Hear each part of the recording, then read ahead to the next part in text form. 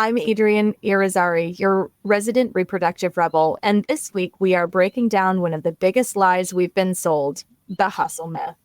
I'm joined by Anna Hall of Embody Space, who brings her wisdom on cycle-aligned planning, a practice that helps you work with your body's rhythms instead of being burnt out by working against them. If you've ever felt drained by hustle culture or guilty for needing rest, this episode is for you. Hi, I'm Adrienne Irizarry. I'm an East Asian medicine practitioner who is passionate about women's health and helping women to live their best lives. My goal is to put you in the driver's seat of your health, offering holistic solutions for a symptom-free life. Statements made in this program are for educational purposes only and not intended as a substitution for medical consultation or advice. We do not claim to diagnose, treat, or cure any diseases. This podcast is inclusive and welcomes all gender identities. The focus of the program is on biological function, and we will use the term women throughout, but it is referencing physiological and social challenges for biology, not identity. Come as you are, I am happy you're here and welcome all performances of identity. I hope you find something helpful in this show.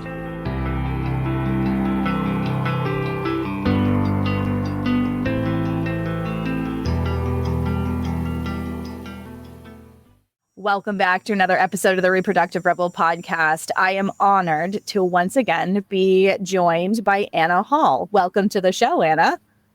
Thank you. It's really good to be here.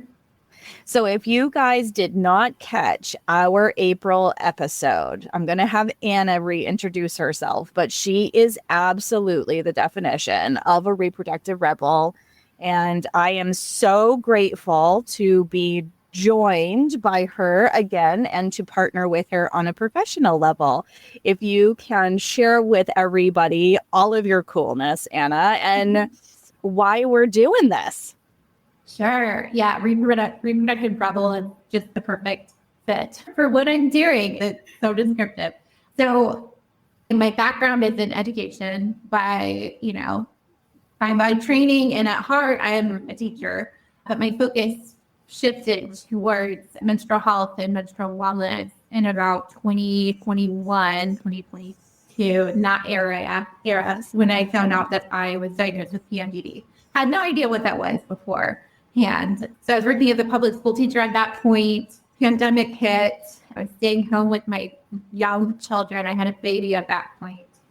And then at the same time, I was living in Atlanta, and Roe v. Wade was overturned. And it was just like this convergence of problems, the problem around PMDD and trying to figure out my cycle for the first time in my life as a 31-year-old human. And then, living in a very restrictive state and having a daughter and having all these emotions at the same time. I think I had like 3 period trackers downloaded on my phone at that point because I was using them to really understand my cycle. Each one had different supports for, the different phases of my cycle, but nothing quite gave me what I wanted. And privacy became ever more important because Roe was overturned.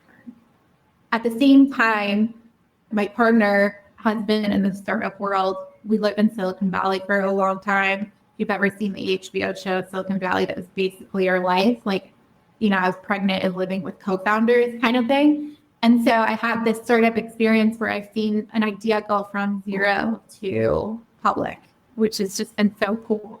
So all these things in my life combined, and that was the start of Embody, which is an app that's a privacy-forward, a menstrual wellness app. So I like to tell people we hold both the science and the sacred of your period and beyond. And if you look at the app, it's free to download. What's free now remain free. We also have a premium version that has enough content, which will soon include content from Adrienne, which we're really excited about. But if you look at the app, it's, phase-based. It's very immersive in that kind of your cycle, and it looks at your entire cycle beyond just bleeding and whatnot. And it is the most privacy-forward app available for menstruators right now. I love this. That's such a beautiful summary. Thank you for reorienting our audience to who you are and what you do. I just absolutely fell in love with the concept of Embody. I met Anna back at the beginning of 2025, and she shared this incredible concept with me. And I was like, oh, this is the app that everybody is looking for, because there was so much conversation at the overturn of Roe v. Wade around, well, I've got to pull my stuff off the internet. I can't track on an electronic tracking app because my information could be subpoenaed. And like, there was a huge panic. And I can't tell you the number of clients that came to me and were like, what do I do now? Like, I know that I will not be accountable if I'm on paper and pencil. Like, and I still have some clients that chose to go that route. But, you know, it just was like this very tumultuous time, not only for reproductive health, but like your medical information sovereignty. And so when I met Anna and learned about her project, I was like, you are a fellow reproductive rebel, and I need to have you in my circle forever. I have been talking about this app long before I was invited to be a contributor. I'm just so honored that Embody has selected me to be a contributor. We're thrilled to have you and your content available soon. It'll likely be later this fall, for sure. And we'll be introducing Adrienne and all her wonderful work on our social media channels. Well, and like to be part of a project that is really leading the way in being able to be a sovereign being over your own personal information, and that's so plugged into, no pun intended, to this whole idea of the fact that you are a cyclical being and you move in a rhythm. And there are going to be some people listening to this that go, well, I take hormonal birth control. Can I still be a cyclical being? And the answer is yes. You totally can be. And we'll talk about that as we go through this episode. But I think that it's really important for people to start becoming acquainted with the fact that you're more than just a period. Yes, that is one of the more active times during your month in terms of how it affects the flow of your life. But there are far more aspects to it than that. And I think it's really important to understand that and to see how that changes. And one of the things I love about Embody is how that visually shows up. It's literally color coded, and you get to visually see how you're moving through the rhythm of your month, which, if being a cyclical being and thinking about your body and your month in a cyclical way is a new concept for you, it's really easy to visualize with the way this platform is designed. So for me, on so many levels, like Embody really is a leader in healthy menstrual living, because not only are they providing cycle-directed content, but they're also protecting your information and teaching you how this works. This is something that I had thought about for years. I was like, man, it would be incredible if there was an app that existed like this. And then I met Anna and I went, oh, this is amazing. Yeah, it's the app I've always wanted to. I mean, it really, right? The color coding of the faces was key for me. That was the thing. And just, you know, as a special education teacher, simple is best. And to be kind of like immersed in the phase that you're in, which is tied to like the seasonal language we use for the number of phases of the cycle as well. Absolutely. Well, and I love that at a quick glance, because they have this gorgeous widget for Apple phones. I use the widget on my phone and it's on my home screen. So I can turn my phone around. My husband is starting to get real familiar with what the colors are, which is so helpful. But you know, it's nice because even as a busy person, I mean, and I'm more plugged into this kind of rhythm and way of life than the average person. Obviously, it's the world I work in all the time, but I'm still a busy person. So being able to really quickly at a glance see the color of the box on my phone, I'm like, oh, this is why I feel this way. It helps me with compassion for myself, but it also helps me plan my work for the day. Oh my goodness. Yes.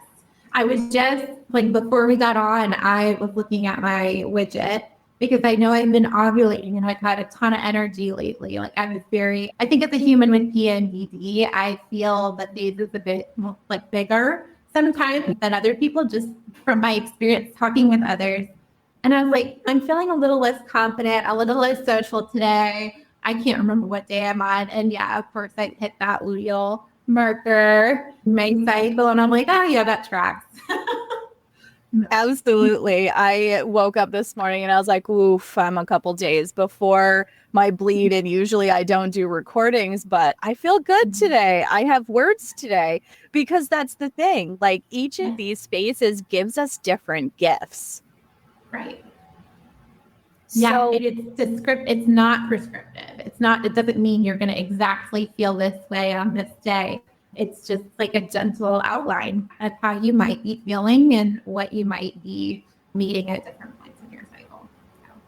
Well, and it's helpful too as a diagnostic tool, because if you're not feeling that clarity and that increase in energy that you were just describing around ovulation, that tells a story about what's going on inside your body. And those kinds of stories help practitioners like me to sit down with people and go, hey, how are you feeling at ovulation? Do you feel your best during that window? Because some women don't. Some women feel more tired for 3 or 4 days. Some women feel crampy. Some women even feel all of what they would describe as PMS. And I was convinced my period was coming, and then it didn't. And then it was 2 weeks, and then it came. I hear that a lot in my practice. Yes.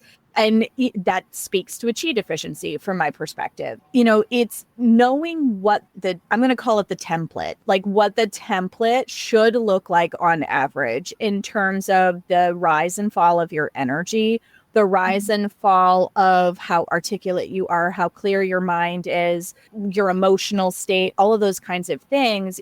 If things, I'm not saying that a one size fits all, but I am saying that it's amazing how much you can tell about the interior climate of the body based on those symptoms.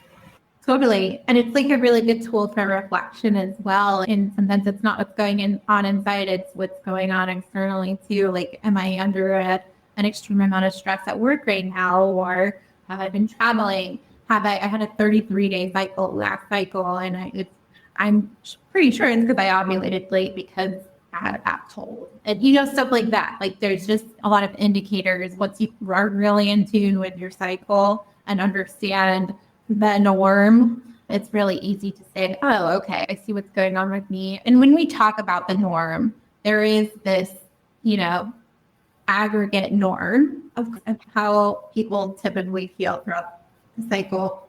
But in Embody, we want to be very clear to say there isn't you're not trying to have the perfect cycle. There's no such thing as a perfect cycle. It's not something necessarily to strive for. It's about your norm and learning first and foremost what your norm is and how it may vary from the aggregate norm. I think it's really powerful information as well. Yes, absolutely. So as we look at these norms, I typically will tell people your average is a 28 to 30 day cycle, because our bodies like to sync up with the moon, and the lunar cycle is 29 and a half days. So on average, you'll have a 28 to 30 day cycle. Now, Chinese medicine makes that line of demarcation 26 to 30 days.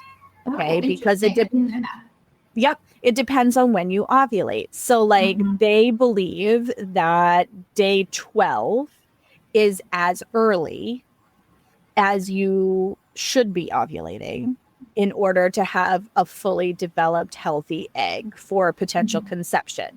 So if you think about the fact that you're going to have roughly a 14-day luteal phase and a day 12 ovulation, that's how you would get 26 days, because your luteal phase should be 13 to 17 days. If it is shorter than that, there can be potential challenges with conception if that is a goal of yours. Positive pregnancy outcomes, I find, generally are 13 to 15 day luteal phases. It's pretty fixed, although Chinese medicine does have some tools that can be used to influence that length. So if it's too short, lifestyle changes, herbal support, and something like either acupuncture or needleless acupuncture, like vibrational acupuncture, are ways that you can work on the overall length of your luteal phase. But in general, your luteal phase is pretty fixed and your follicular phase is the one that shifts. And like you said, stress can definitely influence the way it shows up. And when we say stress, it doesn't necessarily have to be negative stress or, a move. Maybe you're moving to your dream house. Like, these are all things that you want in your life. However, it changes your biorhythm. And that amount of stress can influence the way that your cycle shows up. So I did an episode a little while back about January being the worst periods of the entire year. And because inevitably every single appointment that I have with clients for the entire month of January, they're going, oh my gosh, my cycle is terrible. I haven't had symptoms in the longest time. What the heck happened? And it really has to do with the fact that no matter what somebody's religious affiliation, that is like the peak of the high holiday season in pretty much every culture. And, women tend to be the magic makers, right? So we're the ones staying up late to do the presents or to make the latkes or that, right? So because of that, by the time we hit January, our systems are like, whoa, baby, that was a lot. Yeah, Exactly. Because it happens also at a time of year where our body is asking to pull inward and be in more of an internal winter. Yeah. So I tend to plan my work in general around not only the seasons inside of myself, but the seasons in the world around me. Yeah. Does this feel aligned to you as well? Oh, absolutely. And I do the same. And I think there are so many things that I'm really passionate about this topic, cyclical work, and both listening to your internal clock and seeing what's also going on externally and planning for it. That has been the biggest relief to my PMDD, besides some medication, which I'm a strong advocate for if it's needed, but is planning, knowing what your luteal phase typically looks like and being able to plan work according to your needs or plan support according to your needs. It's a huge game changer. And I think not just for yourself, but for your relationships too. I think, the same year that I was diagnosed with PMDD, my husband was diagnosed with adult ADHD, and we looked at each other and we're like, oh, yeah. Oh, okay. And now that I go back and forth that my background in special education diagnosis is a double-edged sword, of course. But in our situation, it was incredibly helpful because then with that knowledge, we were able to kind of plan our life cadence around our very different needs.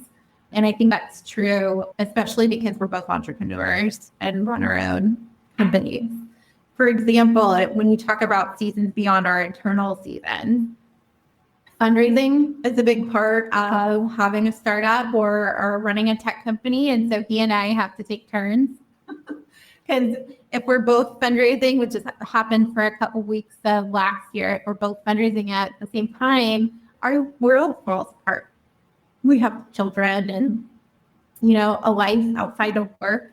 And it's been really helpful to say, okay, this is a season of leading all the way in and fundraising for me and my company, which means, okay, I might have to take if that's the situation and vice versa. Also, and Adrian, I imagine you can relate to this as well. Having your own company also comes with burnout. especially if you have a smaller team. And so managing your internal clock, where you are in your cycle, which has a huge effect on your work and your life, both positively and in terms of the supports you need.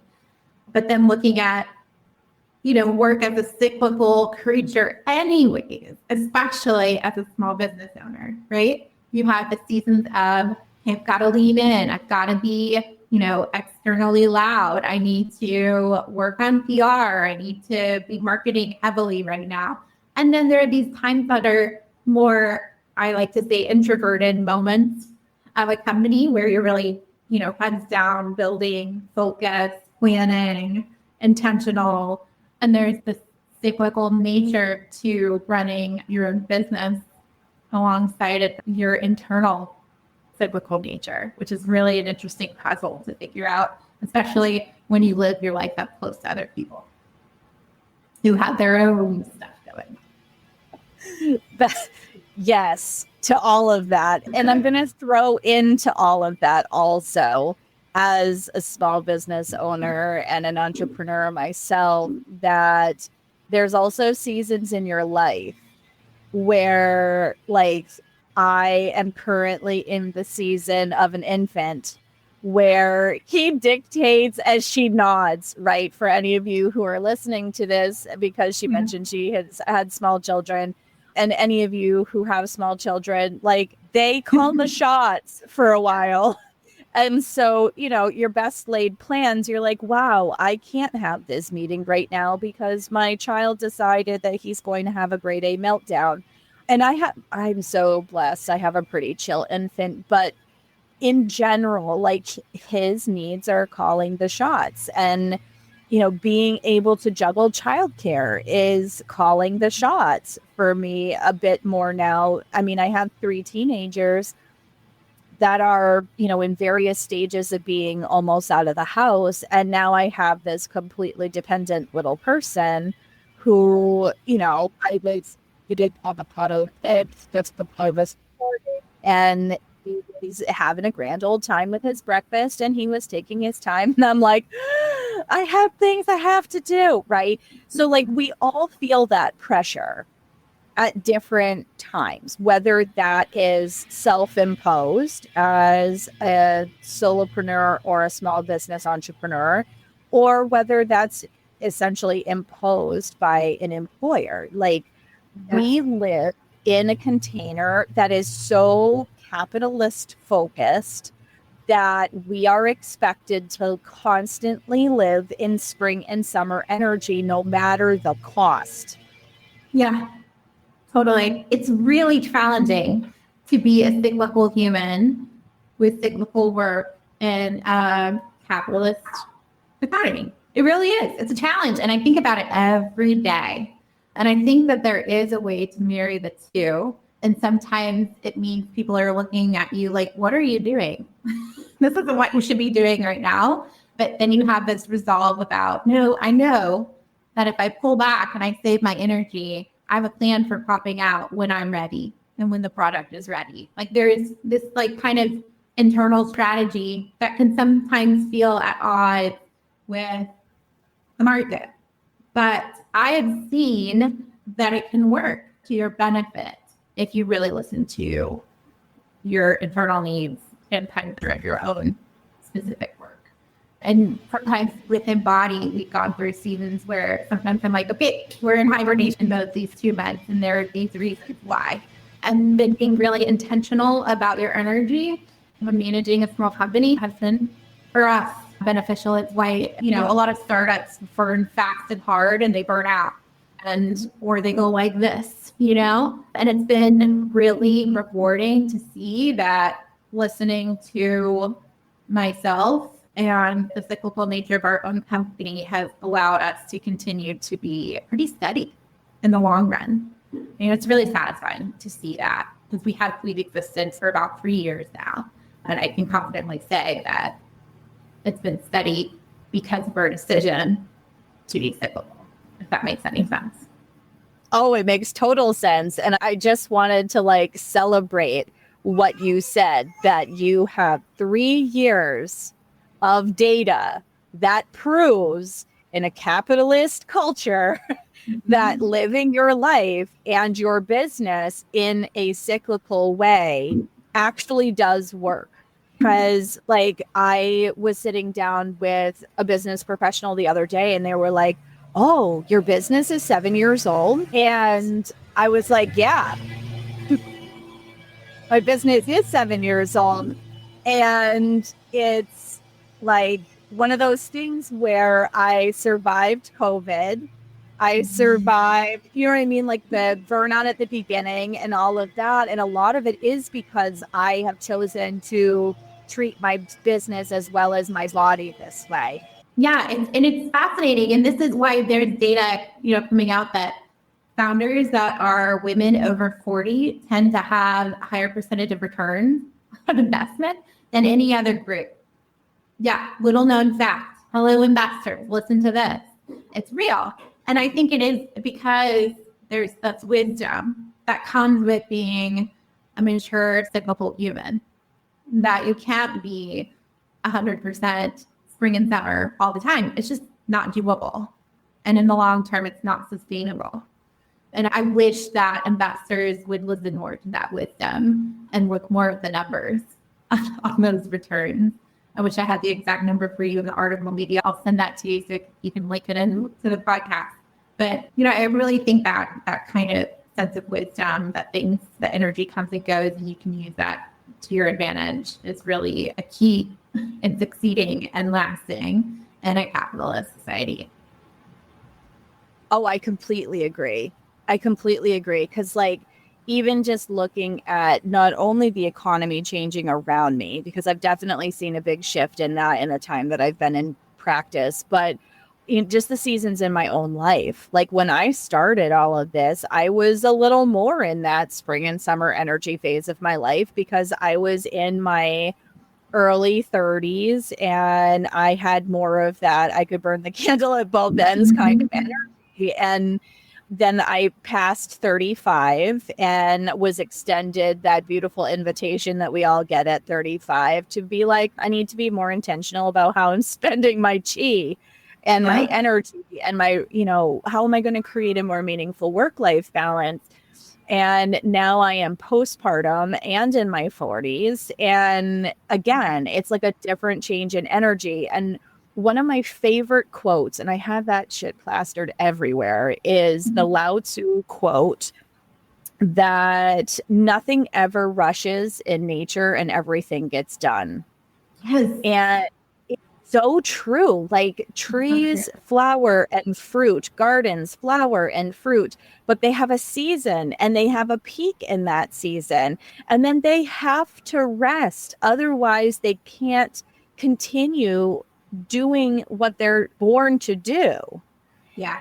And that's the world we live in.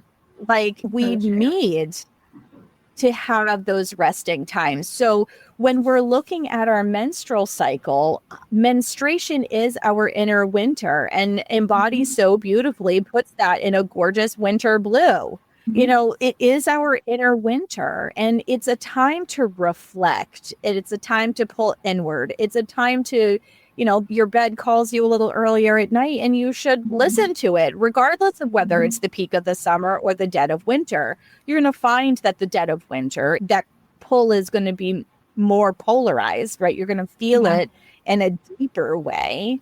But I look at my business has cycles through the year too. Like I have a winter during the winter time, but my peak tends to happen in the fall. For some reason, that's where all of the leads come in and the energy picks up and it's really vibrant and my schedule is usually busting. And I'll have another peak like that more in the springtime, early summer, but summertime is kind of a lull for me because people go on vacation, and wintertime is kind of a lull for me because, we've just come through the holidays and people aren't making any extra spends. And, I just have learned to see that this is the ebb and flow energy of my business. It doesn't line up perfectly with the seasons, but I read this really cool book not all that long ago. It's called Regenerative Business by Sam Garcia. It's brilliant. And it's the first time that I have actually seen a business person, besides you and I, who really truly honors the connection between cycles in business and cycles in nature. We are nature. We have to be connected to nature in order to live and not just survive, but thrive. Right. And you can be successful in business and honor these cycles, these internal and external cycles in the world around you. And I love that you said that, 3 years of data, you live and work by those cycles and still see continual upward momentum. Yeah, it's the long game, baby, right? It's like, yeah. It's just the sooner you acknowledge it and begin to work with it. And we know this like with your period too, right? Like the sooner you are aware and begin to work with it and plan around it, the better, right? Have you ever heard of this? All makes me think of the cycle wisdom map. It's a very specific protocol, and some cycle schools, I think maybe the Red School uses it. I haven't gotten all of that training on my own, but have secondhand through a friend named Claire Seidler. And when we're talking about all these different cycles, it makes me think of the cycle wisdom map, because what it does, so like the smallest form of your cycle is day and night, right? Day, night, you wouldn't do something at 2 a.m., like go work out, or, like you listen to your circadian rhythm, right? This is something both men and women can understand.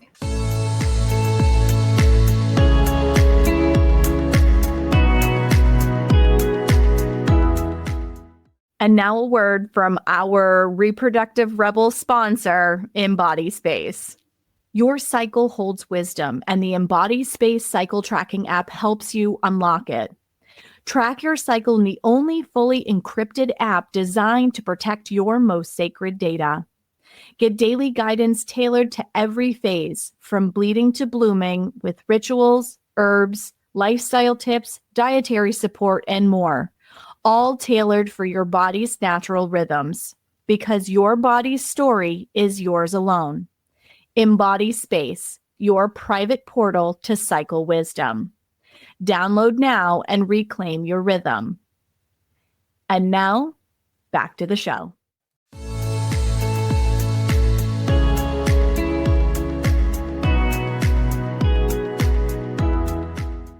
And then the next layer, as people with a uterus and ovaries, is, the monthly cycles, right? That we talk about are follicular, luteal, ovulation, and menstrual phase, not menstrual. And then the one outside of that is the actual seasons of the year, right? Those have their own cycle and rhythm. But then the one I think we often forget about is the even bigger one, which is, our life cycle. From menarche to with the cycle wisdom app, so post-menopause, right? Mm-hmm. And how that cycle affects everything as well, and where you are in that. And I think it's a really cool visualization of all these different cycles moving together, and they can be very harmonious. I don't know. It's a helpful mind map and visual. There's been a lot of talk about perimenopause lately, and something we're really interested in everybody. I am 38, so I'm not there yet, but I'm thinking a lot about it. And you know what? So are a lot of other people, because the generation that grew up with period trackers, they are approaching perimenopause and menopause, but those came around in 2013. So it's just natural that we're kind of having this conversation. And a lot of women are like, well, I don't know. I think I might be getting close to it. And what does that look like? And how does it change my cycle? And the only real way to know is if you're tracking and, typically your cycle becomes shorter or less regular. Anyways, so what we're doing at Embody is we're working with a naturopathic doctor named Dr. Amanda Tracy, who really focuses on perimenopause and natural support for people in perimenopause. I'm really excited about adding her content to the app soon too. And it's really looking at the ways in which your body changes and the way in which your cycle changes according to this new stage of life. And I just really think that it's an area that has less support than we need right now. And the people who are experiencing perimenopause often have children who are experiencing menarche at the same time. So you have these households of two major hormonal events taking place. And I'm living it. Yes. Yes. And so I think it's this really cool convergence and like this overlapping of these different people's cycles too. I don't know. I think it's really like we just need more information and more support for people in this stage of life. And I'm really excited that we're going to be able to contribute to that support with Embody soon. I love that because yes, that is like one of the number one questions that I'm getting right now. And I have a program that walks people through like what happens 35 through the end of the bleed so that they have an awareness around what to expect, what happens, why they should care, the fact that starting to live in a more cyclical way actually helps their perimenopausal experience to not be as symptom-ridden and severe when they know how to care for themselves as this takes place, because there are energetic shifts that start to take place before the physiological ones do, or at least that's how Eastern medicine understands it, and that's how I teach it. So the course covers like 35 or a couple years before that, so like 33 through, I would say like 55 to 60, which sounds like a huge window. And it is, because if you burn the candle at both ends and you don't really take great care of yourself, you might start seeing some of these 35 changes around 33, 34. But if you are mindful and you've already put some of these things in place and you've become more intentional about how you take care of yourself, like for me, I didn't really see those typical 35 changes where your energy and the pace of your life starts to change and your mindset around certain things begins to shift. I didn't see those things until I was closer to 38. So that part is individual, right? There are certain benchmarks that are pretty common. And like the people who walk through their perimenopausal journey and say, yeah, no, like I didn't really have a lot of hot flashes. I didn't really have a lot of night sweats. I didn't really have a lot of, fill in the blank of the typical anxiety, depression, digestive issues, mood swing roller coasters, all that kind of stuff that so many people, I'm going to say they normalize, but it's really because our culture hasn't learned how to take care of this phase of people's lives. And when I first started doing this work, this is the area that my mom, I remember, she's okay if I share this, but she like called me. My mom doesn't cry much, particularly in public. And she called me and she was in tears. And she goes, Adrienne, she goes, if you don't do anything else, she says, please create resources around perimenopause and menopause for people. She goes, because I look everywhere. She said, and my mom was a librarian of 18 years. She's not a dunce when it comes to finding information. And she was like, I just literally cannot find anything on what is going on in my life. And unfortunately, for a whole bunch of reasons I won't bore you with, my mom's experience lasted on the longer end of things in that 12 to 15 year, and she really thought she was losing her mind. At one point. I have created resources around this, a 35 through the end of your bleed, what can you expect? Energetic transition type information, physical transition type information, just because there are a lot of shifts as the veil of estrogen drops. For anybody who didn't catch my interview with Jane Hardwick Collings, please check that one out at the beginning of season 4. We talk about what happens in menopause and why you start experiencing some of those energetic shifts. But like, it's a season of your life. And honestly, one of the most powerful ones of your entire life. Step into like the third of your big golden opportunities to reset your health during that time frame.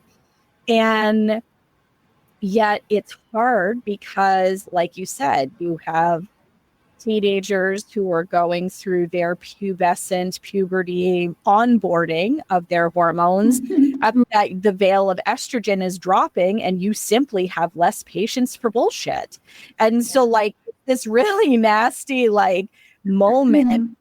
If there isn't understanding, information, and compassion on both sides for the fact that there's a huge neurological rewiring that's happening on both ends of this, no different than your postpartum, there's a huge neurological rewiring that happens as a result of all of the hormone flood in your body when you are pregnant, and then essentially the crash that happens afterwards.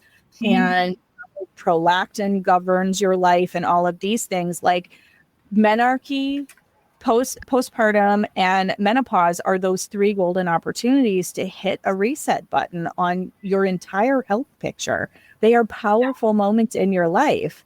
And when you're in your, 40s, for example, a lot of women are finding themselves either brand new parents because they waited to have kids until they were later on in their life, or for whatever reason, infertility, fill in the blank, it took them longer to get pregnant. So they are parenting young children. Maybe they also have teens and little people in the home. They also may be finding themselves in the sandwich generation where they've got aging parents that they're taking care of at the same time. And, then throw in just life and jobs and a partridge in a pear tree on top of it. Like, it's an intense amount of stress in a period of time where people are incredibly sensitive to stress. Absolutely. The stress is so up and up. But like you said, understanding and compassion go a long way, and it allows us to get to the work and get to the fun. That's so important. Absolutely. And you and I live in this kind of, so I explain Embody sometimes as the space between your OBGYN and TikTok, because if you talk to a lot of people, they're learning about perimenopause for the first time on social media. And I know that they're craving deeper and more, and they're not finding that at their doctor's office. It's the space in between, like your practice, Adrienne, and Embody wants to live there too, connecting practitioners and people with real experience and understanding with, everyday users who need this support beyond TikTok and Instagram, really. Well, and how reliable is the information and the source that you're getting it from, right? So like, I've had people come in who have been like, oh, well, I learned this on TikTok. And I'm just like, well, some of that's true, or you've just got the people who are doing the, oh, my symptoms are horrible. I can't function. I can't do this. I can't do that. And it's all the negative things about this phase of life rather than the celebration of the transformation and how powerful this phase can really truly be. Yeah, absolutely. I like how you talked about it as the veil of estrogen falling away and the tolerance for bullshit. I mean, that's like a universal experience we keep hearing from people who have gone through this. And there is, come on, that sounds great. Well, that's part of what makes it so powerful, right? Is the fact that we collectively, as female-bodied humans, have been culturally indoctrinated into the keep the peace, everything has to be calm and, seen and not heard, because that's also the generation that is stepping into this very fiercely powerful phase of their life. And we just get to a point where we're like, no, my voice matters. And the resentment that builds when we don't talk about these things is part of why people have really explosive symptoms. And, women go from their childbearing years where the focal point was to pour chi, their life, vital force energy, into the creation of life. Homemaker, parent, like the creating of home and hearth, right? Whether that involves children or not. And then in this phase of your life, you are now, as your energetic transition and your physical transition takes place, you are now being invited to pour your vital energy into your life. So this is where women go back to school for careers that maybe they got pregnant while they were in college and they want to finish their degree, or maybe they absolutely hate the career they stumbled into. They did what they had to do to help provide for the family, and or they stayed at home and they didn't even get to use their degree because they chose to stay home and raise their children. And now they're like, oh, the world is my oyster. There's all kinds of things that I want to do or can do, or places I want to go, or whatever, right? And so like this can be one of the most transformative and magical experiences of your entire life. And there's so much bad press around it simply because we don't honor working in a cyclical way, living in a cyclical way. And so it's kind of like trying to operate your cell phone battery with 5% battery. Like we've literally burnt out some of our vital energy working against, like I often describe it to my clients as, you see the river, it's flowing in one direction, right? So if you were to swim upstream against the natural flow of the water, you're going to get somewhere, but you're going to be far more tired and you're not going to get as far than if you swim with the water, right? So learning how to plan your work with the phases of your menstrual cycle, with the cycles in your year, the cycles in your life, like that's incredible power. It really is. And you see, even women who choose not to become mothers or cannot become mothers, you kind of see the same type of pattern. And I see a lot of women where they, in their like early 30s, lean heavily into work. And then there's this kind of leaning back out and realizing there's more going on, and this kind of like powered wisdom that comes with that recognition. And yeah, it really is, I think, a powerful realization, especially like as somebody, I feel lucky that I'm not there yet, but I can see it coming. And just like, I'm just started my luteal phase too. I see it coming. That allows me to plan for it and to like fully experience it instead of just kind of treading water. Yes. You realize and understand what's going on as you're in it. Oh my goodness. Yes. But I hope that, what you offer and what Embody is offering is kind of more of a supportive roadmap than we've had before. So that we're not just thrown to the wolves when we get to, say, 40, 42, 45. We know what's going to happen and we can consider it and plan for it and not be afraid. Yeah, absolutely. Well, and like I have a course called Cycle Productivity Secrets that I created to help people like know what gifts they have in phase, because like let's talk about that. Your menstrual phase, like there are beautiful gifts that you have energetically. Like you're an incredible writer. You're great at like evaluating things. I mean, and if you think about it, like these are some of the more subdued tasks, right? But like they're all things that your brain is wired for. And in the follicular phase, you start becoming more social. So like if networking feels like a chore during menstruation, which for most of us it does, even when you're a very extroverted person, during the follicular phase, it gets easier. At ovulation, that's your peak time for networking and for getting, I always tell people, schedule your headshot while you're ovulating because your face is the most symmetrical, because and they still want to attract a partner. Yeah, that's right. That's right. Right? People act when we talk about this cyclical work, it's not that everything's going to line up perfectly. Like I remember I got South by Southwest and having like a ton of networking events on day like 25, 26, 27 of my cycle, but I knew that's when it was happening. And so I could buffer that on either end with a lot of rest. And I need to tell my team, hey, I'm going to need like an hour of quiet time after I come back from, these sessions before I can go out. Right? Yep. That goes a long way. We're not saying like the work perfectly matches your cycle. It's being able to plan and honor your cycle through the work.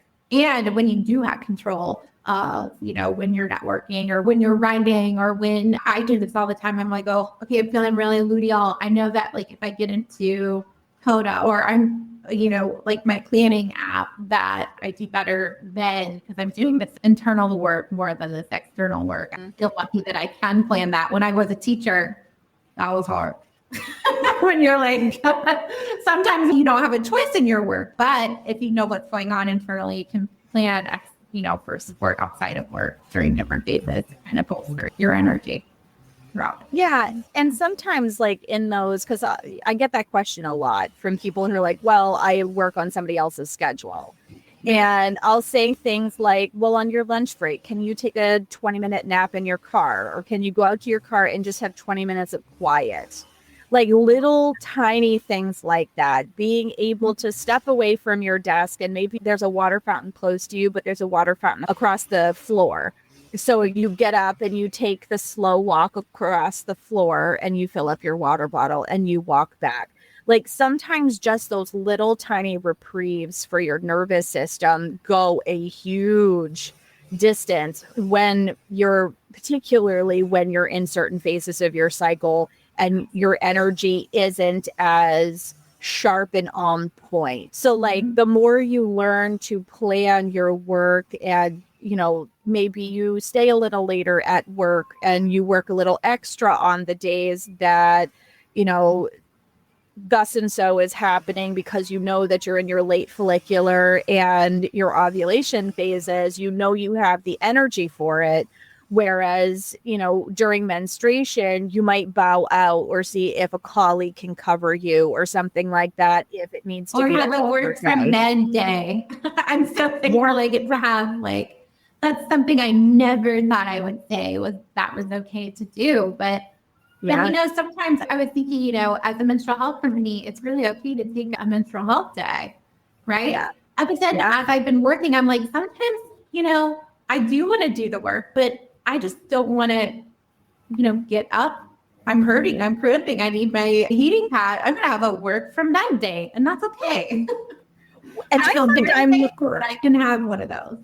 I feel the most productive during some of those days where I'm sitting there. If I don't have to put the extra energy into doing my hair and getting myself dressed, and I get to stay in my cozy, soft PJ pants and without anything pressing on my uterus, but I still have 3 calls and write 4 blogs. Like I still had a very productive day, but I didn't get out of bed the whole day. Yeah. And it's this day and age, and what a benefit, right? Yeah. And I think, about the menstrual phase in specific, the bullshit falls away during the menstrual phase. You can only focus on so many things. And so it's kind of nice to say, I don't care what my hair looks like today. I care, I'm thinking a lot about how the onboarding flow is going to work for my company for this trial offer. And I want to get to the meat of that. And I can do that without bullshit right now.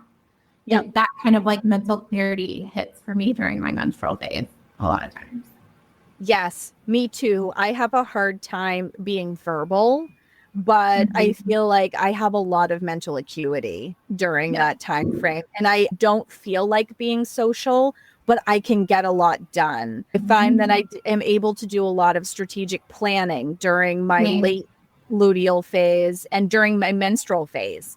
So these are gifts that our brain is hardwired for during these periods of time. And also as a spiritual business, I find that I can tap into my intuition. And does this feel aligned for me? Is this a direction I want to go in?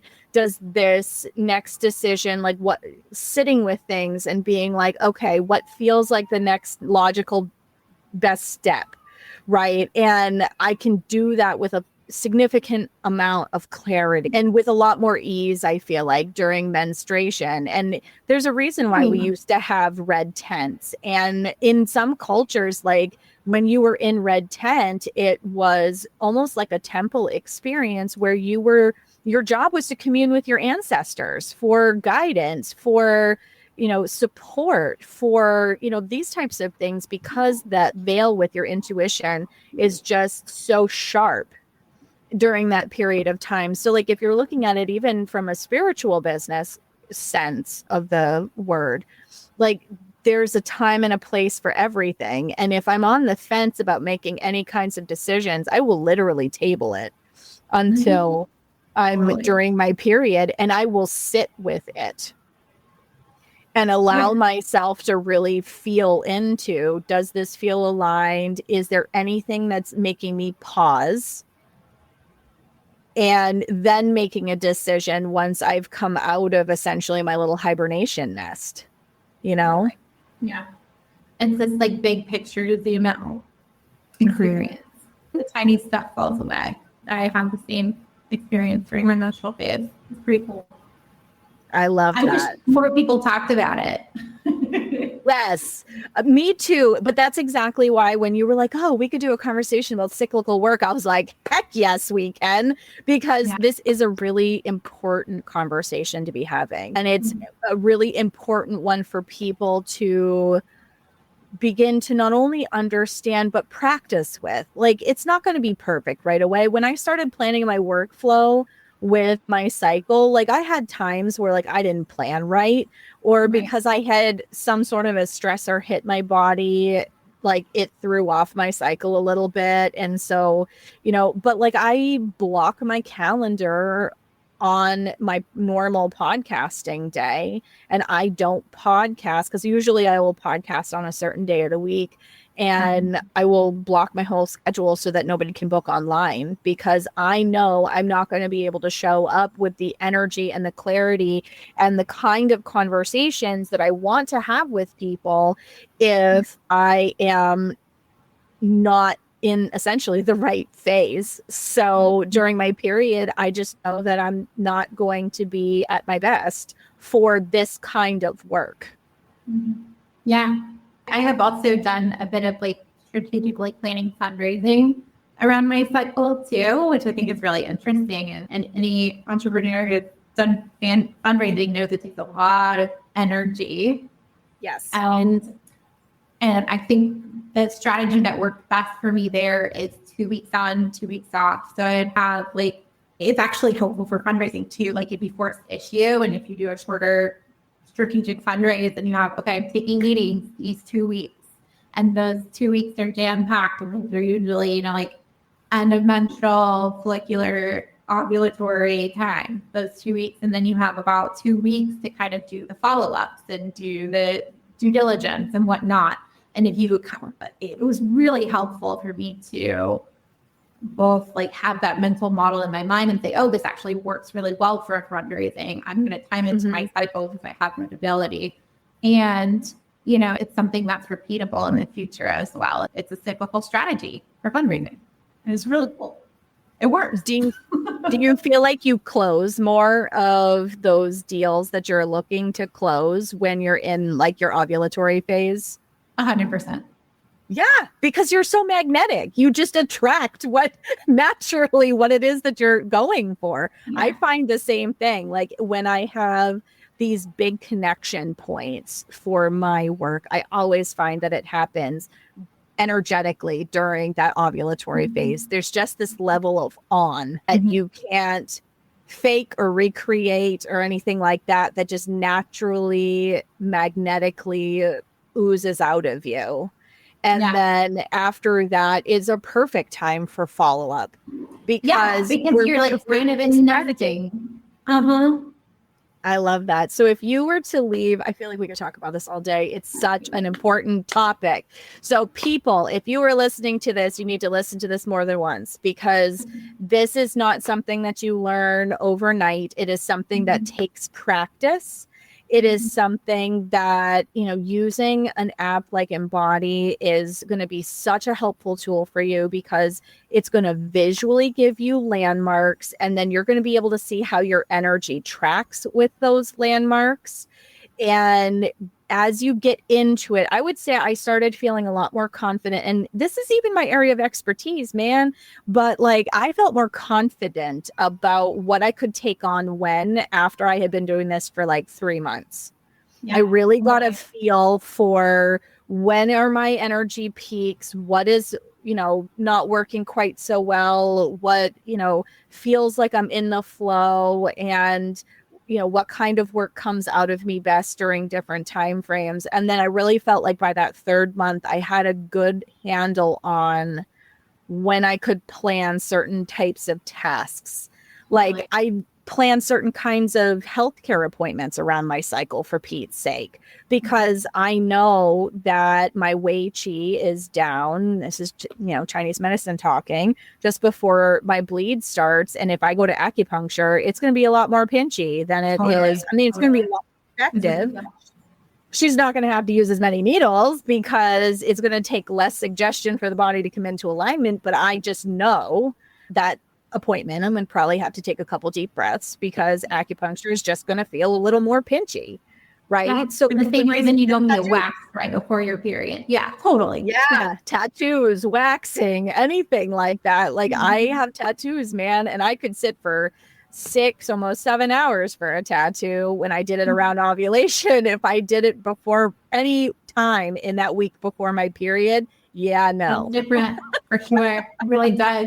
And I think also like you're saying 3 months for this like internal understanding to kind of hit home. I feel that too. And then another thing, I think women are designed to learn from each other in small groups. Like that's just kind of like, I believe that strongly. And so like checking in with your female friends about where they are in their cycle builds like this kind of expedited understanding of it all too. I want to acknowledge my teammates, my co-founder, Danny, who's the technical guru, and other people who support with when we check in for embodied work, we always start with what day are you on, if you're comfortable sharing. And it builds this like external acknowledgement and understanding of how your cycle affects your teammates. And I think it's a really cool practice too.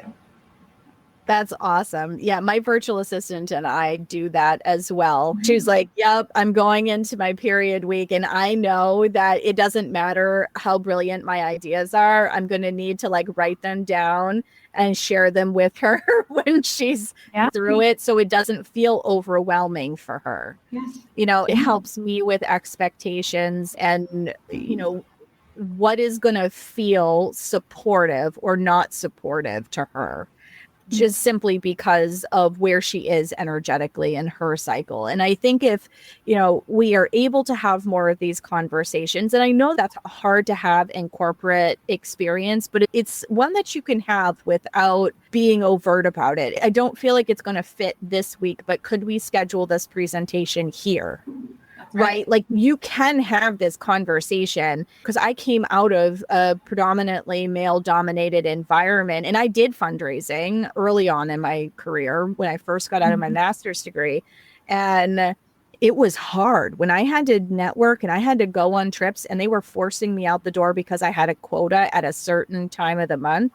Man, was that hard. But when I went out there on my timeline, because I felt good and I was gone for an entire week, like I would raise millions of dollars in that week. But but like on the weeks that I wasn't in that energetic space, like I had to crawl my way through. And if it was hard to engage with them, like it just didn't click. And often the gift didn't come through because I worked in nonprofit higher ed fundraising. It was like, I look back at that phase of my life and I went, man, if I had been more spun up on how my body was literally making my job work or not work, as the case may be, it would have completely changed how I felt about myself inside. Because when I didn't close the deal, I felt like a failure or like there was something wrong with me. Yeah. Or when I had to go to a networking function and I didn't feel on, I internalized all that shit.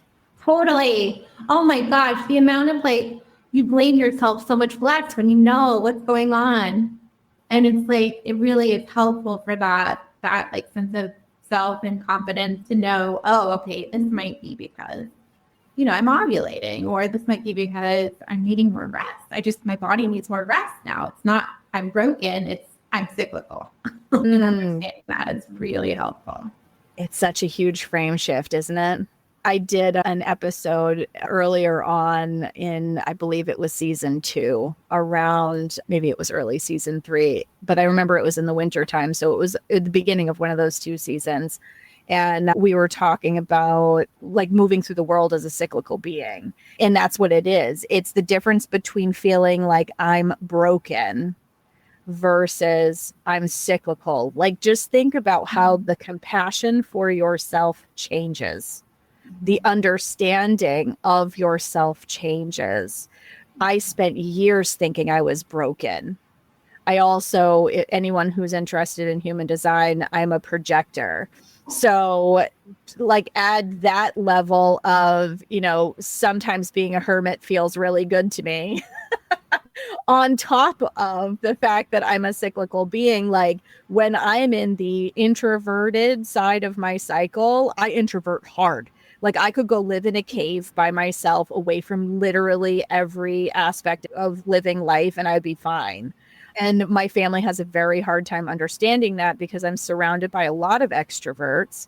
But when I introvert hard, I'm like, take me to an abandoned island somewhere away from all human life, please. I'm the same way. Yeah. It's not that I don't like people. I actually really love people. And this is why I have this podcast. I love conversations like this with like-minded people. But man, when I'm in that energy, it is hard. It really is. Yeah. So if you were to leave our audience with a final thought around living and working as a cyclical being, what would that be?